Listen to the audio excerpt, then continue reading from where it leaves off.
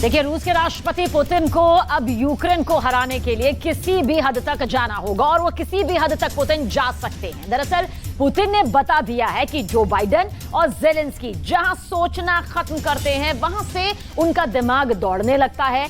अब पुतिन ने एक ऐसी बात कह दी जिससे जेलेंस्की की क्लस्टर बॉम्ब वाली खुशी पर पानी फिर गया है।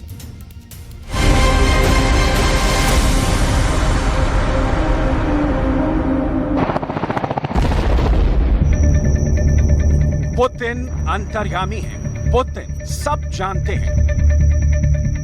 पुतिन दुश्मन की रग रग से ही नहीं, उसके बम से भी वाकिफ है। पुतिन सब जानते हैं, दुश्मन की ताकत भी, उसकी कमजोरी भी। इसी वजह से पुतिन का खौफ यूरोप से लेकर अमेरिका तक फैला हुआ है और पुतिन सब खामोशी से देख रहे हैं और समझ रहे हैं।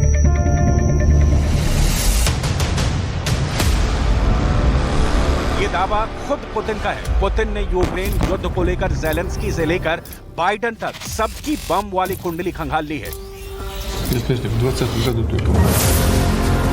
और उनको पता है कि जेलेंस्की के पास कितने बम हैं, अमेरिका कितने बम बना सकता है और यूरोप का गोला बारूद वाला गोदाम कैसे तेजी से खाली हो रहा है।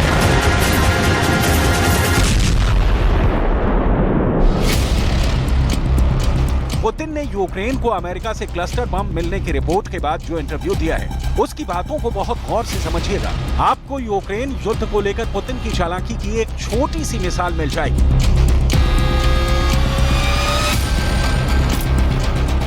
Думаю, к этому так и надо относиться. Делают они это не от хорошей жизни, а потому что у них дефицит боеприпасов вообще. Напомню, что украинская армия тратит за сутки боевых действий там, до 5-6 тысяч, скажем, снарядов 155-го калибра, а Соединенные Штаты производят 15 тысяч в месяц. У них не хватает, и в Европе уже не хватает, но не нашли ничего лучшего, как предложить использование кассетных боеприпасов. क्लस्टर बम यानी वही खतरनाक धमाके वाला हथियार जो बहुत बदनाम है।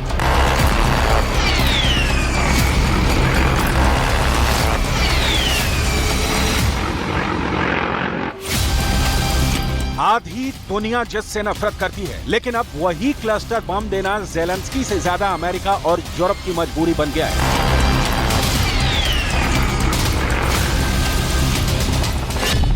पुतिन का दावा है कि बड़े धमाकों के लिए यूक्रेन हर रोज 5 से 6 हजार तोप के गोले फायर कर रहा है। ये 155 मिलीमीटर के गोले हैं जो बड़ी तोप से फायर किए जाते हैं, यानी यूक्रेन को 1 महीने में चाहिए 1.5 लाख गोले।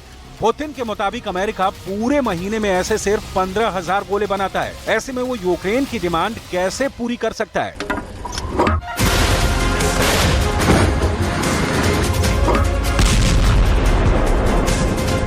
ये M777 जैसी तोप से फायर किए जाने वाले गोले हैं और पुतिन को पता है कि इतने गोले ना तो अमेरिका के पास हैं ना यूरोप के पास।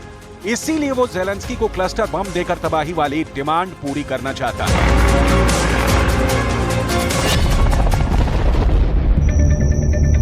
यानी पुतिन को पता है कि जेलेंस्की के पास कितने गोले हैं, उनका स्टॉक कितना भरा है। पुतिन जानते हैं कि यूरोप के हथियार खत्म हो रहे हैं, नाटो का हथियार गोदाम दिवालिया होने जा रहा है। पुतिन को यह भी पता है कि अमेरिका की फैक्ट्री में कितने बम बनते हैं। कह सकते हैं कि पुतिन के पास पेंटागन का हर सीक्रेट मौजूद है। उन्हें नाटो के वॉर प्लान की भी पूरी जानकारी है, इसीलिए पुतिन अंतर्यामी कहे जा रहे हैं। पुतिन का अल्टीमेटम बहुत खतरनाक है और इस बार पुतिन माफ करने का इरादा नहीं रखते। ये बात उनके इंटरव्यू से जाहिर हो चुकी है। Достаточный запас различного рода кассетных боеприпасов. Различного рода. Мы до сих пор этого не делали, не применяли, и у нас не было такой необходимости. Несмотря на известную нехватку в определенный период времени, и у нас тоже боеприпасов, но...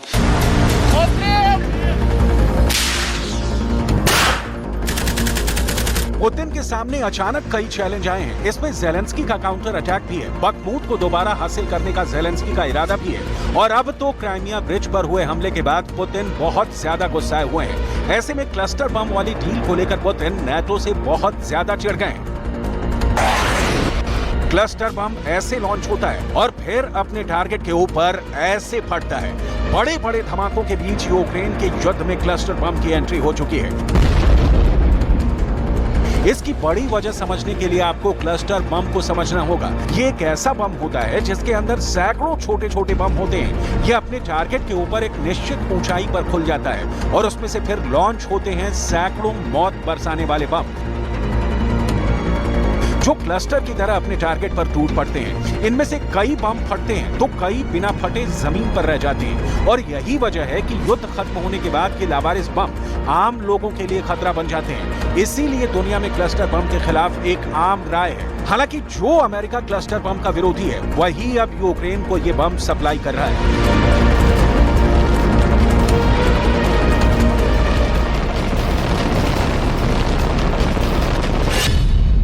क्लस्टर बम बहुत ही खतरनाक हथियार माना जाता है। क्लस्टर बम पर 120 से ज्यादा देशों ने पाबंदी लगाई हुई है। इनमें अमेरिका भी है और इसी बात पर पुतिन ने बहुत बड़ा सवाल उठाया है। Что касается кассетных боеприпасов, то оценку этим боеприпасам дала сама администрация Соединенных Штатов устами своих сотрудников некоторое время назад, когда использование кассетных боеприпасов было названо самой администрацией США преступлением. जब से बाइडेन ने ज़ेलेंस्की को क्लस्टर बम का तोहफा भेजा है, उसके बाद रूस के तेवर देखने वाले हैं, क्योंकि अब पुतिन ने दिखा दिया अपना क्लस्टर बम का गोदाम। रूस और यूक्रेन का महायुद्ध